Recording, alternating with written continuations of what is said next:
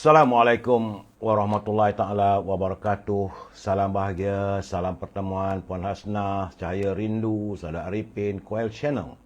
Itu juga Saudara Abang Cakoy, Saudara Mazlan Malam katanya, Saudara Maria Asyah, Puan Aslinda and Baiduri. Itu juga sahabat kita, sahabat malam bersama saya, Saudara Zamri Elsie, Saudara Yan Iskandar, Saudara Ramzul, Saudara Zizi Muhammad, Joka Karim, Saudara Afizan, Saudara Pak Aizan, Saudara Aidil.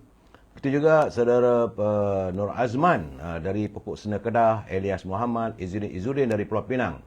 Saudara Fazil Yub, saudara Hani Abdullah, doa untuk semua sahabat-sahabat sihat walafiat. Saudara Muhammad Rashidi, saudara Nizam, saudara Sa'ad Awang, saudara Muhammad Yahya, and Baiduri, Puan Maimun Yub, saudara Hamzah, saudara Zainu, Haji Saleh, gitu juga Puan Asyah. Ya, Cik Mat Mohaini, apa khabar? Orang Taiping Perak, saudara Fazil Yub, Hani Abdullah, Saudara Abdul Rahman bin Abdullah dari Johor Bahru, Saudara Abu Samah dari Bukit Puchong 2 hadir, Saudara Jalal Ali, Puan Rubidin bersama pasangannya, Fazilah Awang dari Pulau Pinang, Saudara Dizek Ketari, salam perjuangan. Muhammad Syarim, dia bagi kita boykot ANW. Puan Rusini Koringot, orang Sarawak, saya sihat, anda di sana bagaimana, apa khabar? Saudara Anwar Saleh dari Tumpat Kelantan, Saudara Jebat Pembela dari Kulim Kedah, Yusuf Awang, salam dari Tanah Merah. Moga semuanya sihat. Alhamdulillah, saya nampaknya ada sikit sihat, tapi masih ada lagi melekat. Saudara Muhammad Yahya, Saudara Syarif Ali, Saudara Nick, Idin Sugih, Saudara Zaliha, begitu juga Rosli Syah, Saudara Rahim Abdul Rahman, Saudara Rosli Syah, Saudara Anwar Mahmud dari Kuantan, Pahang. Begitu juga Saudara Muhammad Kapli, salam Madani, katanya Puan Hamidah Kamat. Salam Satu Malaysia, Saudara Hashim Alia, Saudara Muhammad Asri Dir dari Kuantan. Saudara Pak Chu, nampak gayanya macam bertenaga sikit lah Pak Chu. Pak Chu dari Kelangkap. Lalu kita juga Raja Kamal, Raja Baizan, apa khabarku? Moga sihat. Tuan Haji Azhar belum manap. Tuan Haji, doa saya anda sihat walafiat bersama keluarga. Saudara Mustafa Bayut, Saudara Selayang Jaya, kata Saudara Mustafa Bayut dari Selayang Jaya. Begitu juga Puan Halimah Ismail, Saudara Ramzul, Saudara Maksu dari Bukit Mertajam, Saudara Nur Ali, Saudara Raja Kamal, Raja Baizan, Saudara Waalaikumsalam untuk semua pelayar. Begitu juga Saudara Ramli Karim daripada Keluang. Moga pertubuhan Melayu Keluang sihat walafiat semuanya. Saudara Abdullah, Saudara Muhammad Aziz, Saudara Ramzul, salam untuk semua. Cik Mat Mohaini dari Taiping, Saudara Abdul Jamal, Saudara Roypa dari Dungun. Macam mana kita nak jumpa nanti Saudara Roypa? Saudara Yusuf Moyo Biru, Saudara dari Sabah, Jebat Pembela. Begitu juga Rahim Aim dari Rembau Negeri Sembilan, Saudara Ramli Abdul Rahman dari Simpang 4, Melaka katanya ya saudara. Saudara Muhammad Safri Zainuddin, Lim Kim Lun dari Taiping, Saudara Ramzul, itu juga Saudara Tarmizi Akash, Hariza Ina, salam untuk semua teman-teman. Arif Saleh dari Segamat, Saudara Henry Kupa James katanya. Ya, Yamon, Rosli Misyah, Saudara Zamri TJ dari Gua Musang. Siapa ni dari Gua Musang? Saudara Zaidi, ya saudara. Saudara Hamidun, Wan, dan mana teman-teman yang tak sempat saya santuni, saya mohon maaf saudara. Sebab biasalah, masa sentiasa mencemburui kita. Baik, saudara, hari ini hari Jumaat. Jangan lupa, siang tadi kita sama-sama telah pun lakukan solat Jumaat. Sambil itu kita berdoa pada Allah SWT. Malam tadi kita buat tahajud. Saudara Mi, Hendigo, apa hal tu Mi? Jangan begitu. Bahasa-bahasa tu kena jaga sikit, Saudara Mi. Saya selalu mengatakan, gunakanlah bahasa yang terbaik untuk alaman saya ini.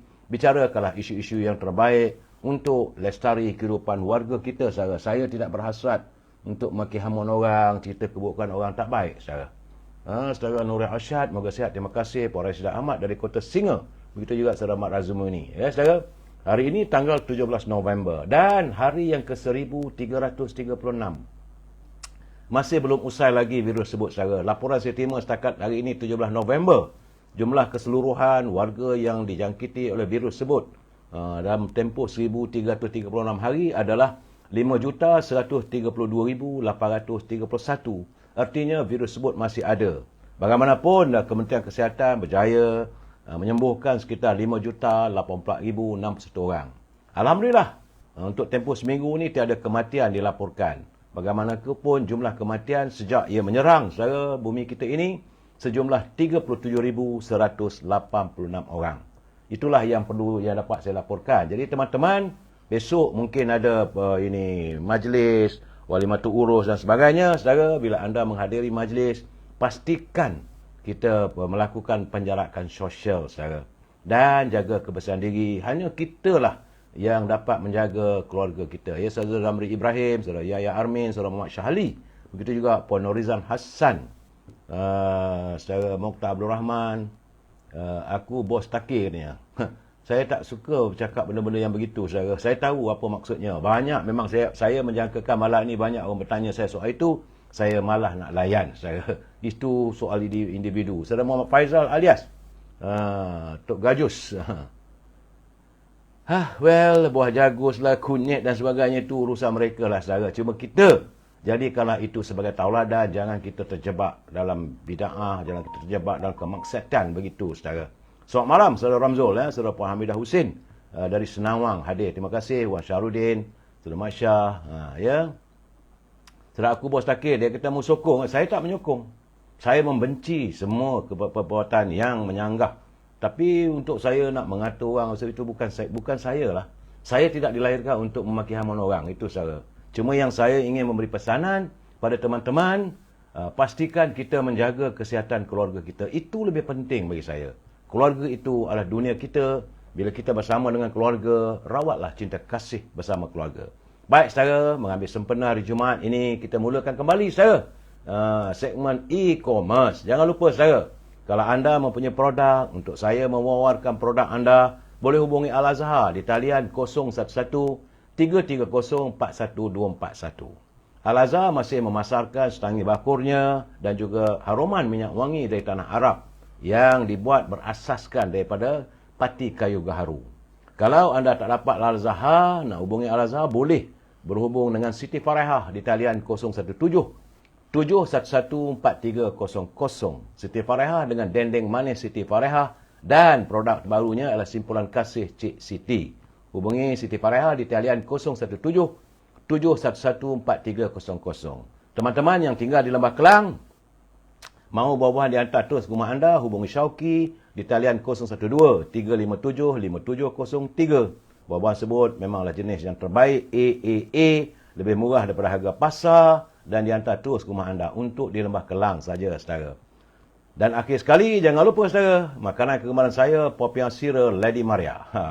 Rasanya rangup, pedas, manis dan mengasyikkan. Harga-harga ramah. Boleh hubungi saudara Nizam di talian 019-435-1203. Sekian, terima kasih, saudara, dalam segmen e-commerce.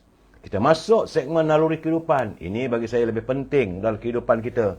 Daripada kita mengatur orang, saudara, baik kita mentelaah apa culipan teman-teman yang menghantar pada saya. Ini bagi saya seronok. Saya membaca dan saya ajak berkongsi. Perlu saya ingat pada anda bahawa saya bukan da'i, saya juga bukan ustaz yang bertauliah. Jadi apa yang saya lakukan, apa yang ditulis teman-teman yang saya rasakan sesuai. Dan bukan untuk kita berpersangka jahat pada orang, kita menyindir dan sebagainya. Tak perlu, saudara.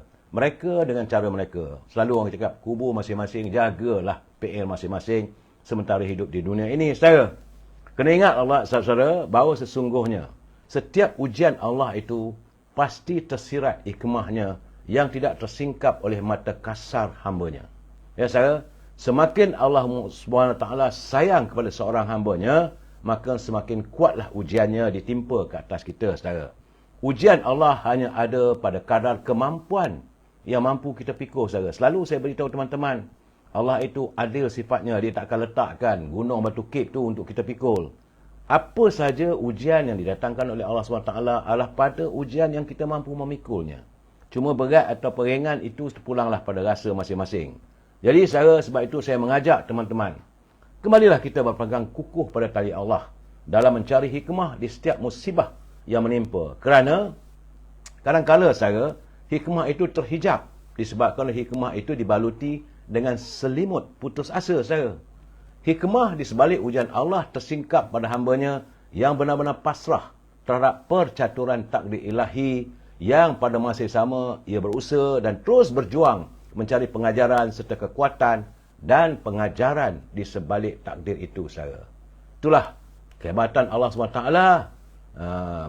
Allah mampu menghilangkan matahari dalam sekelip masa. Bumi menjadi gelap dan muram. Kemudian Allah SWT hadirkan dentuman guru, panahan kilat, membuatkan hambanya dalam kegusaran dan kegelisahan. Bagaimanapun setelah hambanya puas menangis, mencari, mengharap sinar mentari, rupanya saudara, Allah SWT telah berjanji untuk menghadiahkan pelangi kehidupan yang jauh lebih indah dan ceria, saudara. Jadi, hakikat bagi yang bersabar, mereka yang redha, mereka yang tabah menongkah arus ujiannya, pasti Allah SWT akan sempurnakan kesabaran, keredaan dan ketabahannya dan memasukkannya ke dalam syurga. Ujian Allah SWT adalah sentuhan kasih daripadanya kepada hamba pilihannya, agar hambanya sentiasa mengingati dan mendekatinya di setiap masa dan keadaan. Oleh itu, saudara, dekatlah dengan Allah. Kita, saudara, bila kita buat salah dengan kawan-kawan, dengan teman-teman, dengan sama manusia, kita tak nak berjumpa, saudara. Kita lari, kita rasa malu. Tapi tidak dengan Allah, saudara. Lagi kita buat dosa, lagilah kita menghampirinya, saudara. Dan Allah amat sayang pada orang yang sebegitu. Jangan malu, saudara. Sama ada kita senang, sama ada kita susah, sama ada dalam apa suasana pun, tunduk sujud pada Allah, insya-Allah. Bagi mereka yang disayangi oleh Allah SWT, janjinya syurga, dan setiap masalah yang kita tempuhi pasti ada sinarnya. Itu peringatan saya, tapi perlu saya ingat lagi, saya bukan ustaz, saya juga bukanlah dai yang bertauliah, saudara. Saya menerima kiriman mutiara kata dari sahabat kita Datuk Syed Ali dari Peceras. Kata Datuk Syed Ali, hidup kita ini cuma dengan dua nafas, saudara. Nafas naik, nafas turun. Sebab itu hargailah nafas yang pertama, kerana udara yang kita seduh itu adalah pemberian Allah secara percuma, dan carilah keredaannya dalam kita menggunakan nafas yang diberikan oleh Allah SWT. Bertaubatlah dalam nafas yang kedua, kerana mungkin nafas kita yang terakhir keluar dari tubuh bersama nyawa dan ruh kita untuk meninggalkan alam yang fana ini. Dua, saudara. Kita sedut udara itu, kena ingat, saudara, itu pemberian hadiah daripada Allah SWT. Bila kita keluarkan nafas itu, ingatlah apakah ia akan keluar bersama roh kita. Ingat, saudara, terima kasih Datuk Syed Ali, begitu murni, indahnya mutiara katanya kita untuk kita bincang hari ini. Baik, saudara, saya juga harus mengingatkan pimpinan negara, jangan berbelanja wang negara tanpa had, kerana kita bimbang negara boleh muflis, saudara. Untuk teman-teman yang menyunting semula live saya ini, perlu saya ingatkan, bila anda sunting, anda masukkan dalam mana-mana channel, itu tanggungjawab anda. Saya tak mampu untuk memantau setiap suntingan anda. Ingat, saudara, ini adalah pencerahan politik, matlamatnya hanya sekadar memberi informasi. Tak lebih daripada itu. Tiada bayaran, tak ada paksaan. Dan saya juga tidak meminta sebarang bayaran pada anda. Ingat, saudara, bila anda melakukan culipan ataupun anda melakukan suntingan, itu tanggungjawab anda. Bila saya memberi pandangan, bila saya memberi pencerahan, kita harus berpegang pada prinsip. Kita mesti bersetuju untuk tidak bersetuju. We must agree to disagree, saudara. Itu saja. Terima kasih saudara Abu Ahmad atas kiriman saya kepada saya sekuntum mawar merah. Ini memberikan semangat pada saya, saudara, dan pada teman-teman yang lain. Jangan lupa like, share dan subscribe. Itu saja saya minta daripada anda, Tuan Haji Osman, juga dia Kakanda Zainal, saudara Abdul Aziz, Waalaikumsalam, saudara Syaril, Jaka Linglung, itu saudara Osman Kamil dari Tanjung Karang. Saudara, dan bila anda tak bersetuju, dalam sebarang suntingan ataupun bicara saya, bolehlah anda hantar tulisan. Kita berbicara. Asalkan gunakan bahasa yang baik-baik, jangan mencarut. Saudara Lias Paktih, dia kata hadir dari jari jerantut Pahang, saudara.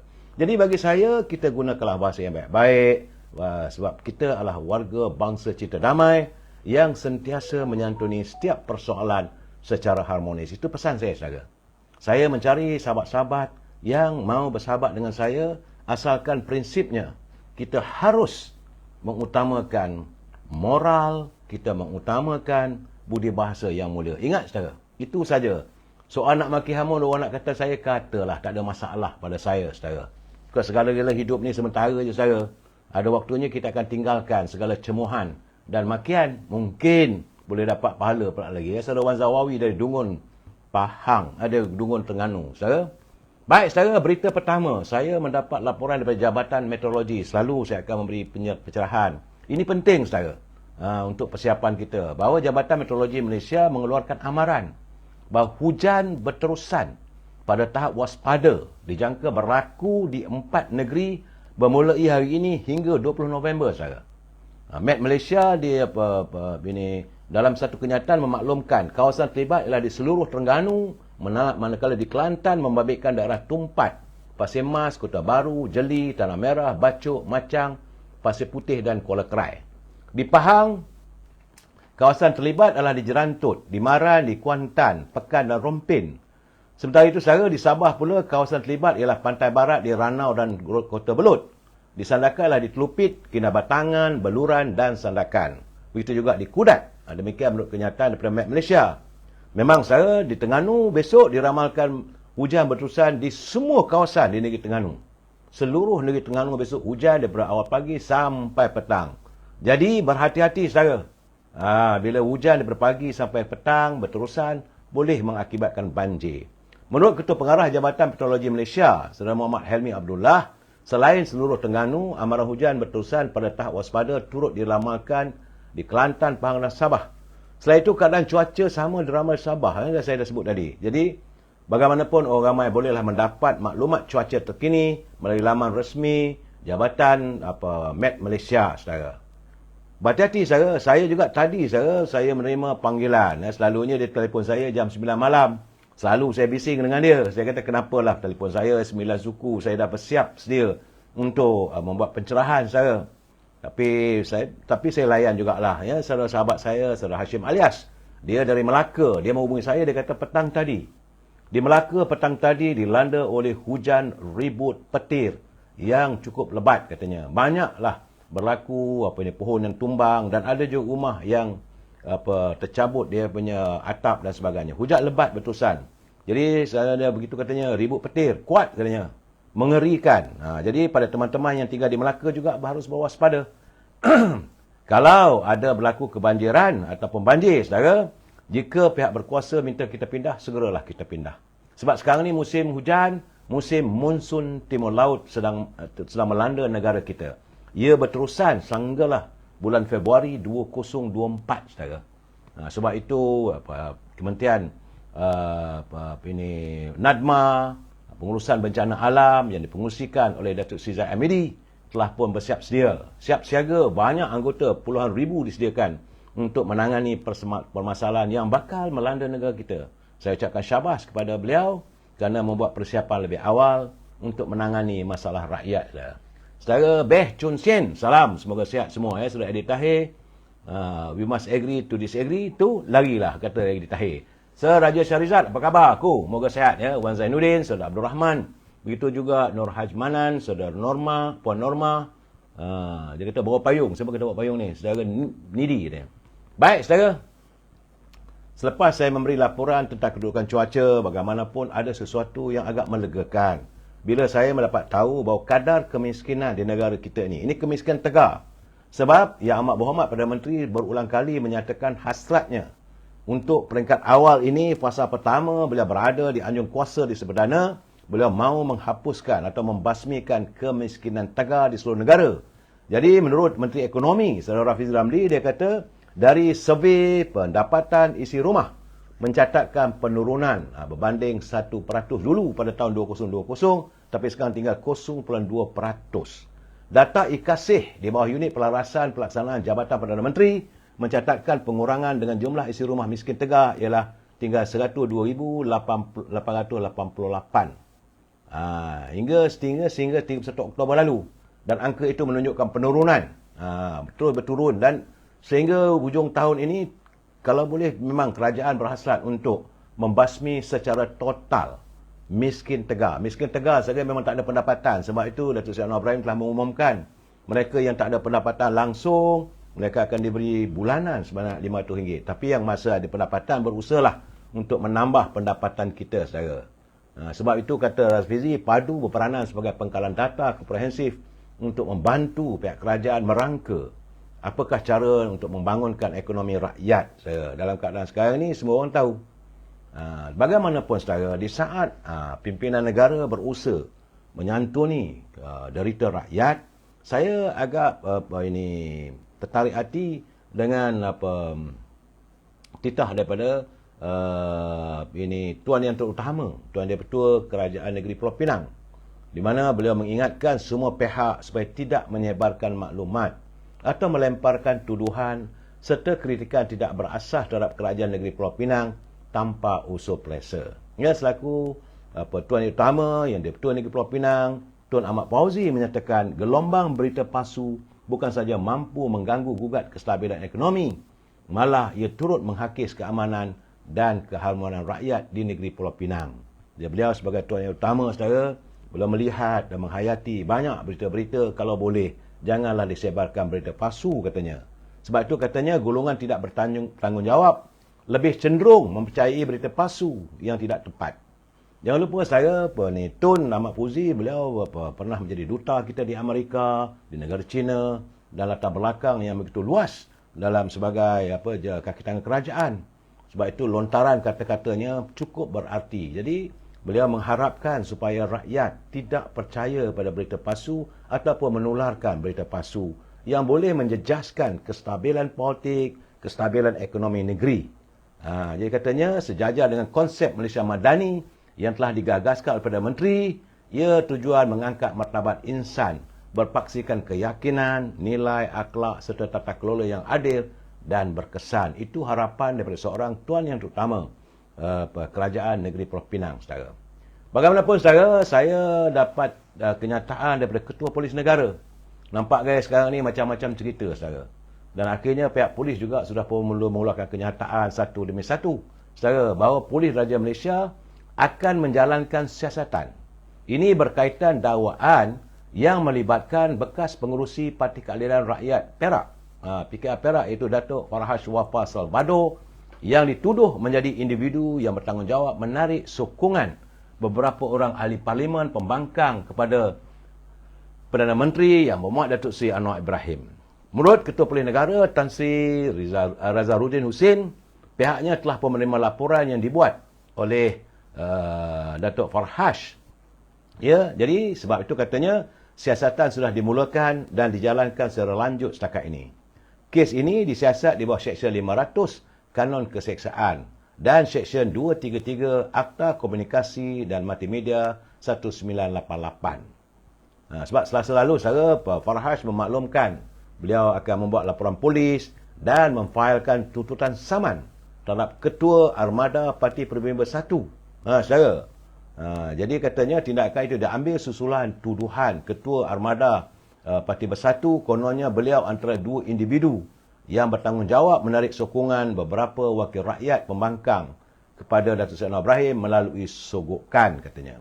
Jadi katanya beliau tidak memahami tindakan apa yang dibuat oleh Ketua Armada itu yang melontarkan fitnah dengan niat untuk menjatuhkan reputasi dan juga demi kepentingan politik.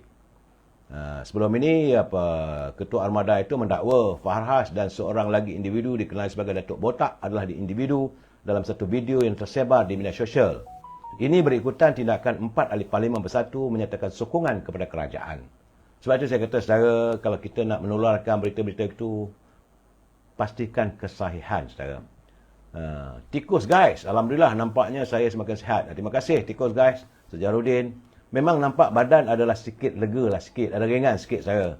Tetapi batuk tu kadang-kadang tu ada. Cuma rasa panas lah sekarang. Itu keadaannya. Saudara Tahir Hassan, apa benda saudara? Saya isu-isu Wahab ke apa ke Wahub apa semua, biarlah mereka dengan cara mereka, saudara. Cuma hari ini saya melihat bagaimana pendakwaan pihak pendakwaan ini berhubung tentang permohonan Tan Sri Muhyiddin untuk meminta agar pasport antarabangsanya diberi semula secara kekal. Jadi kata pihak pendakwaan tak munsabah. Kerana katanya Tan Sri Muhyiddin tidak wajar dibenarkan mendapatkan kembali pasportnya secara kekal kerana beliau masih berdepan dengan 3 tuduhan pengubahan wang haram dan pihak pendakwaan kata ini berisiko untuk dia melarikan diri. Jadi Timbalan Paduan Raya Lim Wai Kiong katanya pendakwaan ini jawapannya selepas mereka pengurusan kes hari ini, saudara. Katanya pendakwaan percaya 3 tuduhan pengubahan wang haram itu boleh berdiri dengan sendiri walaupun 4 tuduhan predikat, itu bagi kesalahan salah guna kedudukan, sudah dibatalkan oleh Mahkamah Tinggi Kuala Lumpur pada 15 Ogos lalu. Jadi kata Wee Keong, bagi menjawab affidavit Presiden Bersatu itu, untuk mendapatkan pasportnya kembali secara kekal, dia kata adalah tidak wajar. Kerana dia menyatakan tuduhan pengubahan wang haram yang dikenakan terhadapnya masih lagi akan dibicarakan. 3 tuduhan terbabit mewajarkan syarikat syarat jaminan bond yang diberikan oleh Mahkamah Session Kuala Lumpur pada 10 Mac lalu dikekalkan. Ini bagi memastikan kehadiran tertuduh di mahkamah, di mana syarat jaminan dipersetujui beliau sendiri ketika permohonan jaminan bond sebelum ini. Jadi sebab itu kata pendakwa raya, saya percaya bahawa keputusan Mahkamah Tinggi Kuala Lumpur membatalkan pertuduhan predikat masih di peringkat rayuan di Mahkamah Rayuan, dan tarikh pendengarannya ditetapkan pada 28 dan 29 Februari mendatang. Jadi secara kes belum selesai lagi. Sebab itu mahkamah minta supaya pasportnya dipegang oleh mahkamah dengan dikat jaminan. Jadi bila nak minta balik pasport, kerana Tan Sri Muhyiddin minta untuk dengan alasan dia nak pergi bercuti dengan keluarganya. Jadi pihak pendakwa raya tak mahu. Mereka bertegas kata tak boleh. Sebab mungkin juga, ini mungkin kerana menantu dia masih lagi belum dapat dikesan. Terhilang, masih belum dapat dikesan oleh pihak berkuasa untuk membawanya ke muka pengadilan. Jadi sebab itu mungkinlah mereka ragu kalau diberi balik pasport pada Tan Sri Muhyiddin. Mungkin juga, mungkin pada mereka. Saya tidak tuduh, saudara. Itu bagi saya, itulah keadaannya, saudara. Kerana kenyataan pemohon bahawa tuduhan pengubahan wang haram adalah tidak berasas kerana tuduhan predikat sudah dibatalkan. Jadi kata pihak pendakwa, mereka menegaskan kenyataan itu adalah tidak bertanggungjawab dan peramatang. Ia adalah kerana tuduhan pengubahan wang haram belum dibicarakan dan permohonan untuk mengenepikan tuduhan juga belum didengar. Jadi kenyataan ini seolah melangkaui kuasa mahkamah dan mencabar kuasa pendakwa raya seperti yang termaktub dalam perlembagaan. Jadi dalam keadaan begini, terpulang kepada mahkamah. Sama ada nak mengizinkan Tan Sri Muhyiddin diberi semula dia punya pasport, kerana alasannya dia nak pergi bercuti sehinggalah bulan Januari katanya. Nak pergi, tak silap saya, dia Disember sebulan nak berada di London bercuti. Tak tahulah saudara. Saudara Azizul Abdul Hamid, menantu hilang mana? Saya pun nak jawab macam mana saudara. Saudara Masrul Azmi, terima kasih sekuntum mawar merah ya saudara ni. Saudara Zaini, saudara Masrul Ani, saudara Mok 88, boring lah sembang dia. Tak apalah, saudara boring saya nak buat. Tak apa, saya menceritakan apa yang ini. Jadi anda tak suka dengar. Anda nak sesuatu benda yang saya buat bohong, mana boleh. Saya cerita apa yang ada di hadapan saya, bagaimana laporan, supaya kita memahami keadaan. Banyak orang tanya, macam mana kes? Jadi mahkamah masih lagi belum memutuskan sama ada nak memulangkan atau tidak pasport kepada Tan Sri Muhyiddin. Itu saja, saya perlu memberi pencerahan supaya kita faham saya.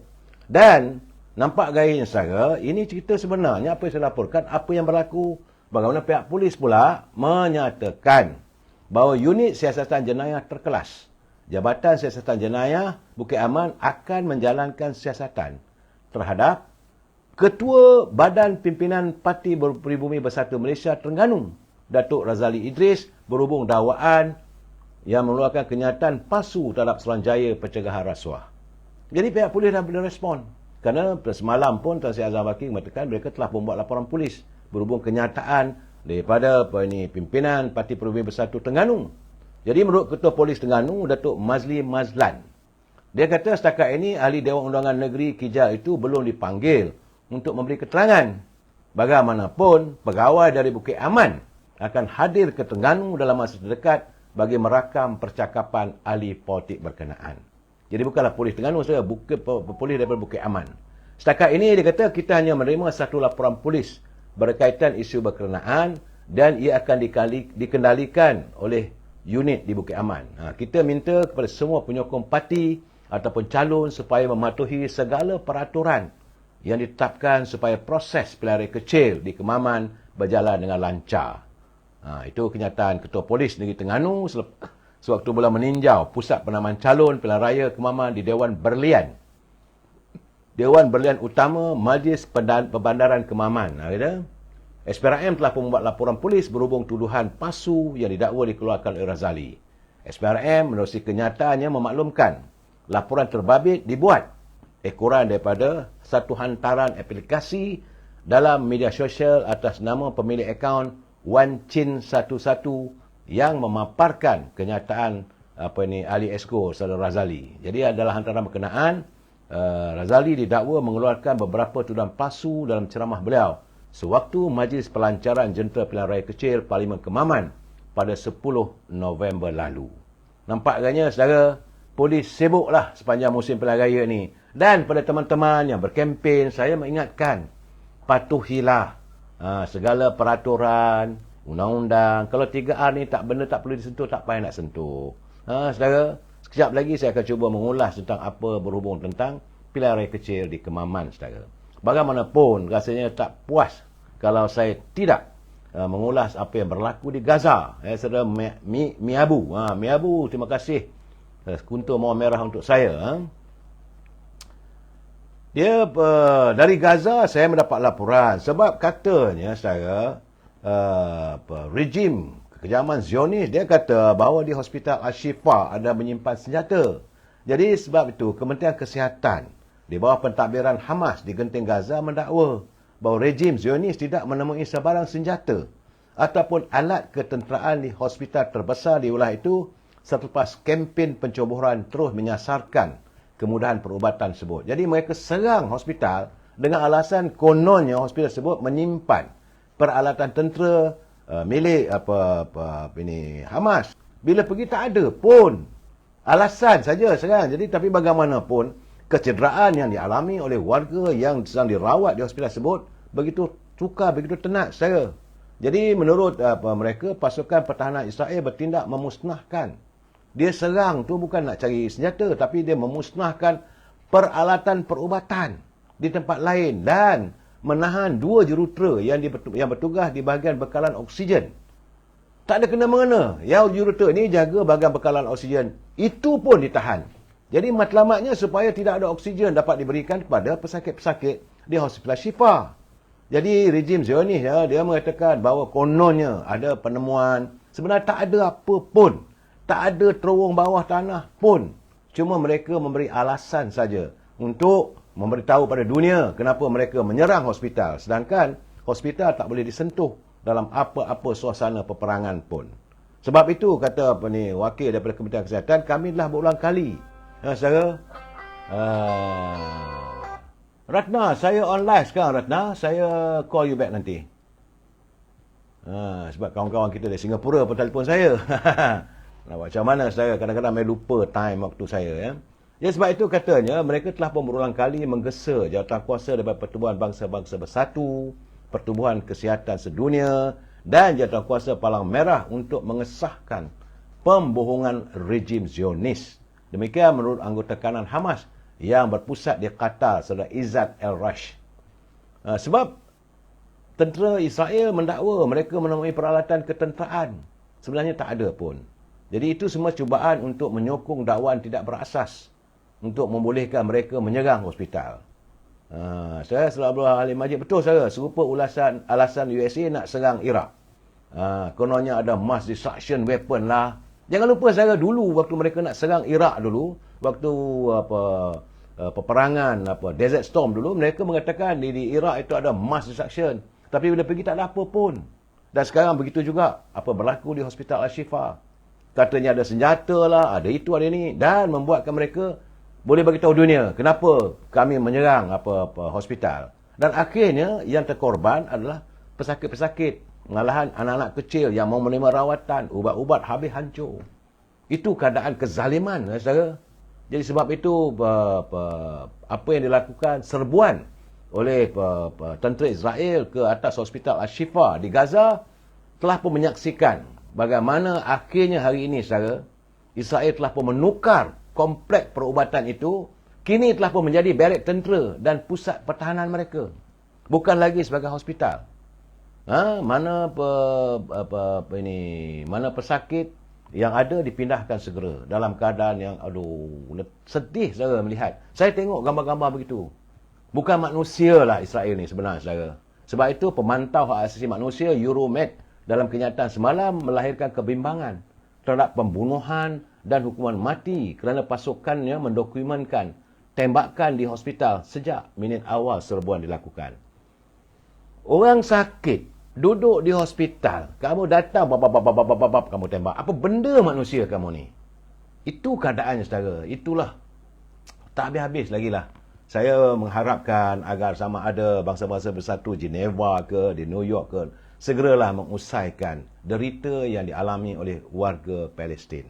Saudara, itu yang terdapat saya mampu jelaskan perkabaran daripada Gaza. Bagaimana pula sekarang ni, saudara, di San Francisco, Yang Amat Berhormat Datuk Seri Anwar Ibrahim hari ini masih lagi berada di San Francisco menghadiri persidangan APEC. Dan beliau mengambil peluang sewaktu berada di San Francisco bersuara untuk mengajak ketua-ketua negara membela untuk nasib rakyat Palestin. Jadi bila orang kata beliau tak bersuara, tak betul. Dia tak henti-henti dalam persidangan antarabangsa yang bercakap soal ekonomi pun. Selain menyantuni soal ekonomi dunia, ekonomi negara masing-masing, bagaimana nak dilaksanakan ekonomi masa depan di rantau Asia, di antara ASEAN, beliau masih lagi menekankan bahawa usaha perlu dilakukan dalam membela untuk nasib warga Palestin. Saya heran bila orang mengatakan tak ada pembelaan, saudara. Dan hari ini Perdana Menteri menyuarakan sesuatu ketika menyertai majlis dialog tidak rasmi dan makan tengah hari bersama pemimpin ekonomi APEC yang turut disertai oleh Presiden Amerika, Joe Biden. Secara terus terang, tak ada lagi nak fikir seorang ada warning dan sebagainya. Depan-depan dia bagi tahu bahawa untung nasib rakyat Palestin mesti dibela. Ini waktu makan tengah hari. Bila waktu makan tengah hari ada ucapan dan bila dipanggil untuk memberi ucapan di depan-depan dengan Joe Biden, dia mengatakan bahawa sudah sampai masanya dunia melihat kezaliman yang dilakukan terhadap untung nasib warga Palestin. Ni yang kata tak bela lagi apa cerita? Saya pun tak faham lah. Sebab itu beliau menegaskan apa yang sedang berlaku di Gaza ketika ini adalah pengabaian tanggungjawab moral yang membenarkan kemusnahan besar-besaran berlaku. Ingat saudara, dia katanya apa yang berlaku di Gaza jelas merupakan pengabaian tanggungjawab moral yang membenarkan kemusnahan besar-besaran berlaku dan mengakibatkan bencana iklim. Saudara, sebelum ini beliau telah pun pada hari Rabu beliau ada menyentuh tentang krisis waktu dalam syarahannya Superpower Rivalry dan Rising Tension in the Asia Pacific. Beliau turut menyatakan bahawa kita memang dari zaman Tun Razak lagi, saudara, kita telah, negara kita tetap dengan keputusan kita mahu rantau kita ni rantau yang aman, rantau Zofan, zero for war dan sebagainya. Tidak mahu. Kita menolak kekejaman, negara kita menolak sebarang unsur-unsur peperangan. Sebab dari zaman Tun Razak lagi dan kita berterusan, saudara. Itu saya perlu nyatakan pada anda. Sebab itu kita tidak henti menyuarakan agar apa yang berlaku di Gaza segera dihentikan kejahatan. Tak lebih dari itu. Kita bukan nak menyebelahi mana pihak. Kita melihat bila ada kekejaman, ini perlu ditangani oleh warga dunia, saudara. Saudara. Saya ada cerita tentang Kongres Ekonomi, tapi saya rasa tak sesuai saat ini, saudara. Kita masuk dalam segmen ini tentang lakonan orang politik. Saya panggil segmen ini segmen lakonan orang politik. Di negara kita, saudara. Sebab saya menerima berita di Perlis. Apabila Menteri Besar Perlis, Muhammad Syukri Ramli, katanya didakwa membelakangkan keputusan pada pengurusi Perikatan Nasional Tan Sri Mulia Yassin agar melantik pengurusi bersatu Negeri Perlis Abu Bakar Hamzah sebagai salah seorang anggota Esko Kerajaan Negeri. Sebab itu saya katakan bahawa keretakan semakin menebal. Saudara, keretakan sedang berlaku antara PAS dan Bersatu.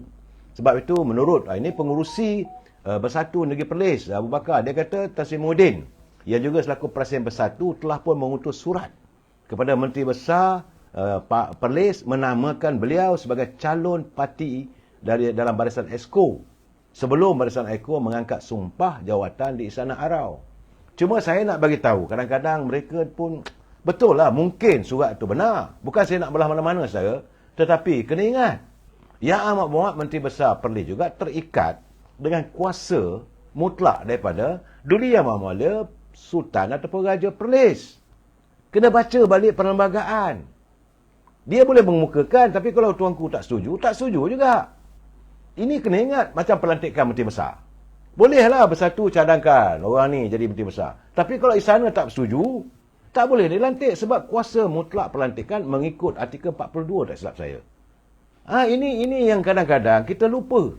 Jadi saya bukan nak marah saya sebab dia marah apabila dirinya tak dilantik. Sedangkan Tan Sri Muhyiddin telah pun menghantar surat ataupun watikah kepada Menteri Besar Perlis atas nama kesatuan antara Parti Peribumi Bersatu dengan Parti PAS. Hari ini Perlis dipimpin oleh pimpinan daripada PAS. Jadi untuk menzahirkan, untuk menggambarkan kesamaan, perpaduan antara PAS dengan Parti PBM ini, maka barisan jawatankuasa LESCO itu yang dicadangkan oleh Presiden daripada PBM sekian-sekian nama. Tapi nampak agaknya pengerusi Perlis itu tidak tersenarai. Bila tak tersenarai, mengamuk. Sebab dua adun yang mengangkat sumpah sebagai ESCO yang baru di hadapan Raja Perlis semalam ini telah pun dilantik. Jadi dia mendakwa surat dari Presiden Bersatu itu dihantar pada Muhammad Syukri di kediaman Menteri Besar oleh Wakil Bersatu Kanga pada hari Jumaat lalu. Jadi katanya, saya merasakan Menteri Besar ini perlu berundur dalam memegang jawatan Menteri Besar kerana segala keputusan yang buat tidak pernah dibincangkan dalam mesyuarat Perikatan Negeri, Perikatan Nasional Negeri selepas PRU 15. Saya cuma nak bagi tahu, kadang-kadang bila dilantik sebagai Menteri Besar itu kuasa mutlak tuanku. Dan barisan ESCO pun kuasa mutlak tuanku. Sebab itu dalam perlantikan jemaah kabinet menteri yang berada dalam kerajaan perpaduan, yang amat berhormat Datuk Seri Anwar Ibrahim selepas dilantik oleh tuanku sebagai Perdana Menteri, dia kena sembah pada tuanku Agong. Tuanku, inilah senarai menteri-menteri yang akan menganggotai kabinet saya. Kalau tuanku bersetuju, maka dilantik. Kalau tuanku tak setuju, tak boleh. Sekarang ni nak mengamuk kan sekarang ni. Sebab itu dia kata, dia sekarang ni mengisytiharkan perang. Saya ketawa juga, saudara. Kamu nak isytihar perang hanya kerana Yang Amat Berhormat Menteri Besar tak lantik you. Bukan kuasa Menteri Besar saja. Saudara, ini perlu ada perbincangan anda Yang Amat Menteri Besar. Saya tak tuduh mana-mana, saudara. Ya, tiba-tiba nak mengatakan, kadang-kadang mereka mahu mendahului kuasa istana. Itu masalahnya, saudara. Itu keadaannya. Sebab itu dia kata aduan Perlis merangkap naik pengurusi satu Perikatan Nasional Perlis, Abu Bakar Hamzah, kesal dengan pengurusi PN merangkap Menteri Besar Muhammad Syukri Ramli. Jadi sebab itu isytihar perang terhadap kepimpinan Muhammad Syukri dan menggesa untuknya berundur. Kalau berundur, nak ganti dengan siapa? Apakah calon itu akan dipersetujui oleh istana? Kita kena ingat, saya pernah berlaku di Terengganu. Ini berlaku krisis perlembagaan. Kita pernah mengalami suasana di Perak. Apabila tuanku tak bersetuju dengan pelantikan seseorang itu jadi Menteri Besar. Jadi jangan kita mendahului istana. Betul, parti boleh mengantar, mengohon restu istana. Saudara Editai, dia kena puan Yabok Soliter ni. Jadi sebab itu dia kata Nur Aziz Aizat dia kata nak perang macam di Gaza ke? Negeri Perlis kecil. Baik, saya rasa banyak masalahnya apakah? Kerana tak dapat jawatan kita nak bersalah. Saya kadang-kadang bersimpatilah. Contoh saya bagi tahu saudara. Kita daripada UMNO, waktu beberapa orang menteri yang menzahirkan tak nak sokong Tan Sri Muhyiddin, termasuklah Ketua Wanita Datuk Seri Noraini dan juga Datuk Samsul Anwar. Tapi bila dah tubuh kerajaan, Datuk Seri Noraini tak dilantik, Samsul Anwar tak dilantik, apakah kita nak marah pada Datuk Seri Anwar Ibrahim? Tak bolehlah, saudara. Apa ketetapan mesti disembahkan? Takkan ni nak cerita semua orang, ini tuanku tak setuju. Tak boleh. Jadi bila tak ada nama tu, faham-faham je lah. Tak payahlah nak salahkan semua orang. Itu keadaannya, saudara. Zubaidah, saya merasakan dalam pelantikan jawatan dalam kerajaan, kena ingat, ini kerajaan Duli Yang Mahmudin Tuan Agong. Raja-raja yang berkuasa. Jangan bila tak setuju, tunggu nak minta supaya perang, suruh berundur. Ini berlaku, kita pernah mengalami. Waktu di Johor, UMNO nakkan orang ni. Tuanku istana kata begini. Saudara, jadi yang bagaimana kita dengarlah apa kenyataan istana dan sebagainya. Sebenar-benarnya yang terbaik. UMNO begitu, saudara. Siapa saja yang kita kesembahkan, tuanku setuju, kita terima. Kalau tak ada bersetuju, okey, kita ganti. Diam-diam, tak ada bising-bising, saudara. Itu keadaannya, saya. Saya tak mau bercakap lebih dalam soal ini, tetapi saya rasa nak istilah perang, bukan, bagi saya tak ada kepentingan mengena dengan parti saya. Sebab kerajaan di Perlis, kerajaan PAS. Tapi saya nak bagi pencerahan. Sebelum kita nak buat satu keputusan, carilah dia punya roots of the problem. Jangan menyalahkan semua orang saja, saudara. Sebab saya, sebab soal pelantikan, saudara, dia kata sekali pun tak pernah dibincangkan. Dia nak bincang macam mana? Memanglah boleh bincang. Boleh. Nak lantik orang ni, lantik orang ni. Pergi sana. Kalau istana tak setuju, tak setuju. Saya ingat lagi, satu ketika dulu, Datuk Mazlan Harun dinamakan oleh UMNO untuk menjadi Exco Kerajaan Negeri Selangor. Tapi istana tak setuju, tak ada lah. Tapi kita diam, tak ada pula kena risau perang pula masa itu. Itu zaman Datuk Ahmad Rafi'i. Saya ingat lagi, saya.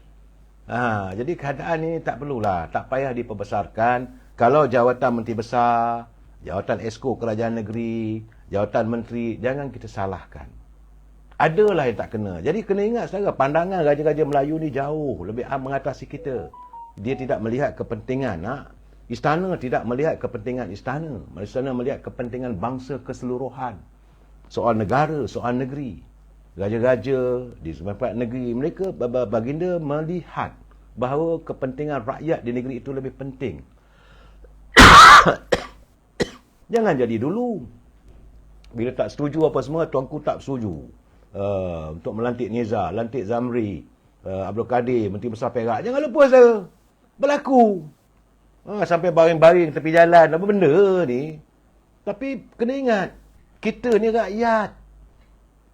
Ingat, kita rakyat. Kita di bawah payung dulu tuanku. Hormatilah baginda.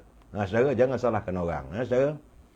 Baik, saudara, sebab itu sekarang ni, apabila kempen tentang di Kedah, saya nampak gayanya di Kedah, Datuk Syaiful Hazi Zainul Abidin.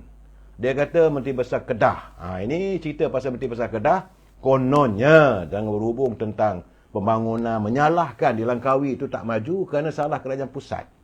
Jadi kata dia, jangan.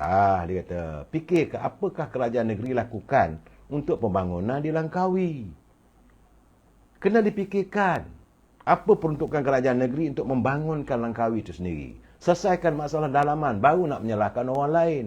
Kalaulah negeri itu baik, orang datang. Kawasan itu cantik, orang datang. Kalau masalah negeri, masalah kerajaan tempatan tidak diselesaikan, macam mana orang datang?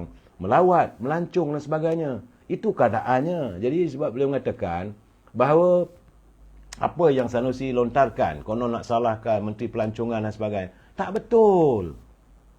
Rakyat perlu dijelaskan. Kita kena kemaskan rumah kita. Rumah kita comot, rumah kita kotor.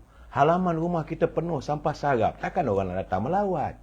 Cuba lihat bagaimana dilakukan oleh kerajaan negeri Melaka. Sungai itu dibersihkan. Ada pula kemudahan pelancongan diusahakan oleh Yang Amat Berhormat Datuk Seri Ketua Menteri Melaka. Saudara. Dan bila cantik orang datang. Kalau tak cantik orang tak datang. Itu aja masalahnya, saudara. Baik, saudara, itu berlaku di Kedah. Sekarang ni, saudara, besok. Besok pagi, gelanggang. Pilihan raya kecil di Kemaman akan dibuka. Bermulalah besok. Musim Pesta Maki Hamun. Berkempen dan sebagainya. Jadi, warga di Kemaman besok naik harga. Hotel-hotel, homestay, tentulah naik harga sebab semua orang akan bertumpu ke Kemaman. Hotel-hotel mesti mahal. Ini masa mereka mendapat laba. Jangan nak marah. Ada teman-teman saya bercakap dengan saya, kenapa hotel di Kemaman untuk 2-3 hari ni mahal? Saya kata, dalam tempoh 14 hari ni memanglah mahal sebab orang bertumpu. Bila ramai, bila demand itu tinggi, tentulah harganya tinggi. Dan cuma saya nak menjelaskan kepada warga besok yang mahu pergi ke pusat penamaan calon pilihan raya kecil di Kemaman yang akan berlangsung di Dewan Berlian. Majlis Perbandaran Kemaman kena bawa payung. Sebab besok diramalkan hujan sepanjang hari. Saya kalau di Zam-Zam, dia kata pesta akan bermula. Betul saya. Jadi, pilihan raya kecil Kemaman akan bermula besok. Dia bermula dengan proses penamaan calon. Setiap calon akan bertanding, diberi tempoh sejam. Bermula jam 9 pagi untuk 10 pagi untuk mengemukakan borang pencalonan masing-masing. Sebelum itu, senarai calon yang layak bertanding akan diumumkan oleh pegawai pengurus di pusat penamaan calon. Itu dia caranya, saya. Sebaik proses pencalonan selesai, calon mempunyai 14 hari tempoh untuk berkempen bagi meraih undi di kawasan parlimen tersebut yang mempunyai 4 Dewan Undangan Negeri. Untuk pengetahuan anda, di parlimen di Kemaman ada 4 Dewan Undangan Negeri, iaitu di Kemasik, di Kijal, Air Putih dan Cukai. Kemasik ini adalah tempat keluarga calon daripada UMNO Barisan Nasional. Saudara Tan Sri Raja Effendi, keluarga dia memang berada di Kemasik. Ada rumah arwah bapanya pernah menjadi dresser di kawasan tersebut. Saudara, tapi Menteri Besar dia bukan dari situ, dia datang daripada Besut. Dia daripada Marang, dia tak pernah bertanding di Kemaman. Itu keadaannya, saudara. Dan SPR Suruhanjaya Pilihan Raya menetapkan bahawa 28 hari bulan bagi tarikh mengundi awal sementara 2 Disember. Jadi ertinya nak berkempen sampailah 1 Disember jam 12 tengah malam. Lepas itu semua orang tak boleh kempen lagi. Besok, hari ini sebenarnya sekarang apa yang mereka lakukan 2-3 hari ini salah. Belum kena gong tak pukul lagi. Belum dicanangkan pilihan raya. Bila besok diumumkan oleh pengurusi pilihan raya, dia diumumkan hubaya bahawa Parlimen Kemaman akan mengadakan pilihan raya, calon-calonnya Fulan bin Fulan. Barulah boleh berkempen. Ini tidak, dah meluk macam-macam mereka bercakap saya dipahamkan terdapat sejumlah 141,790 pengundi. Bukan 23,000 saya, 141,790 pengundi. Jangan ingat boleh dapat semua saya. Memang pilihan raya yang dulu waktu tsunami politik seluruh negara. Saya masa itu pilihan raya tsunami politik seluruh negara, bukan pilihan raya Dewan Negeri, pilihan raya parlimen. Sebab Terengganu pun serentak di seluruh negara.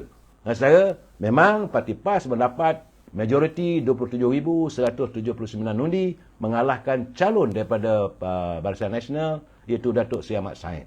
Tapi kali ini lain saya.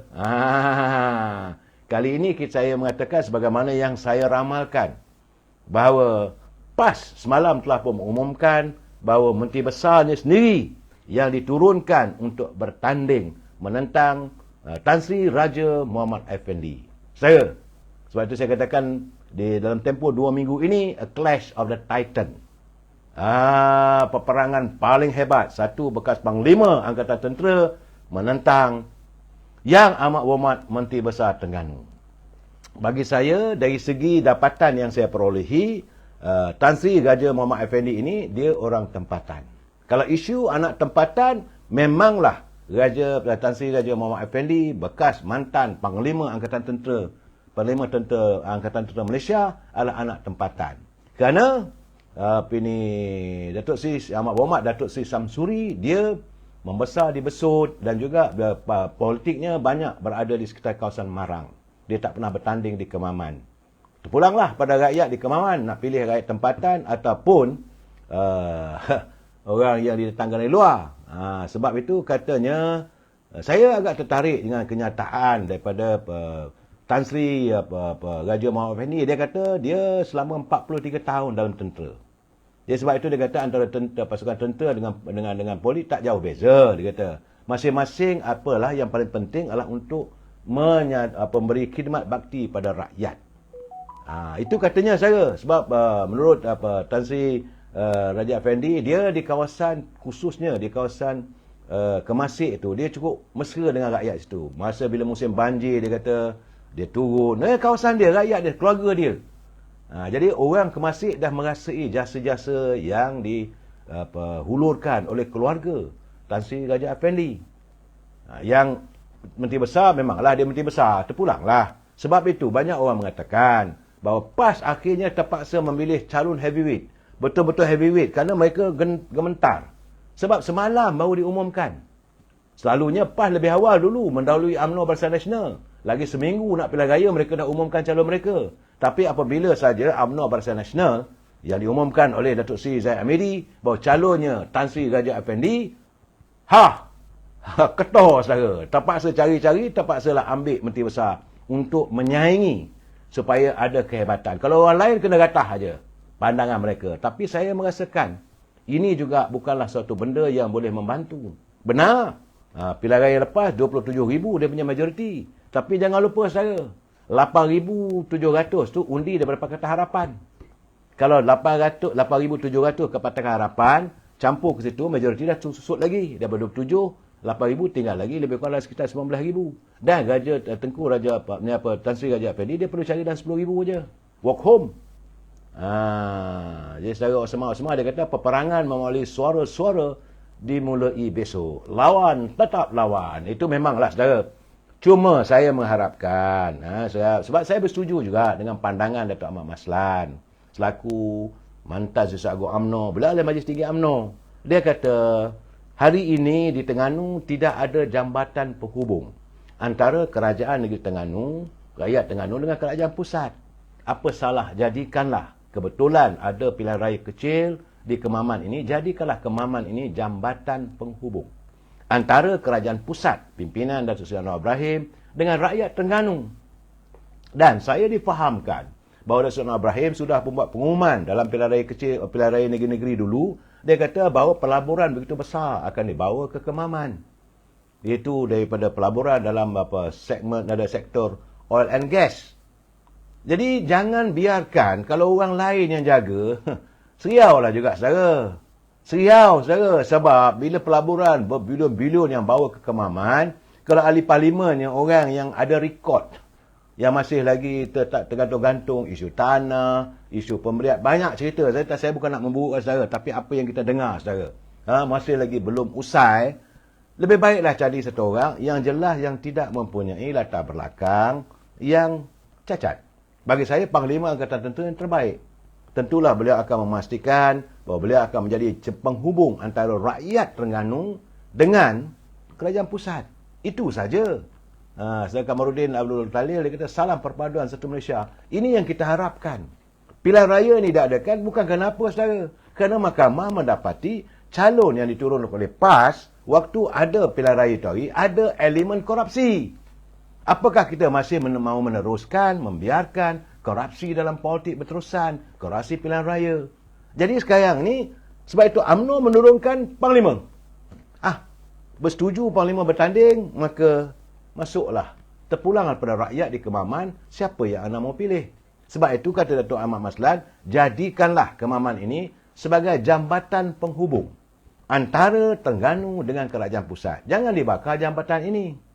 Supaya mudah. Kita lihatlah sendiri saudara. Kalau orang lain jadi ahli parlimen, sekarang ni pun di parlimen ni lompat-melompat sedang berlaku. Apakah rakyat Terengganu nak bersekokor dengan parti yang sekarang ni dalam keadaan big question mark? Di Perlis keadaan begitu. Di pusat ada yang melompat, ada yang tinggi. Jadi saudara Muhammad Aidin dia kata korupsi itu budaya UMNO Barisan Nasional. Rakyat dah lama tahu. Saya tak kata begitu saudara. Dulu saya dah bercakap, saya katakan UMNO bukan budaya korupsi. Ada setengah pemimpin, tapi semua itu telah dibuang. Semua itu telah dihakiskan. Kita telah pun melakukan pembersihan. Sebab itu calon-calon macam mana Tan Sri Raja Muhammad Effendi ini dilantik sebagai calon. Itu gambaran kita saudara. Bahawa kita sedang melakukan islah dalam kepimpinan UMNO, kita tak mahu lagi.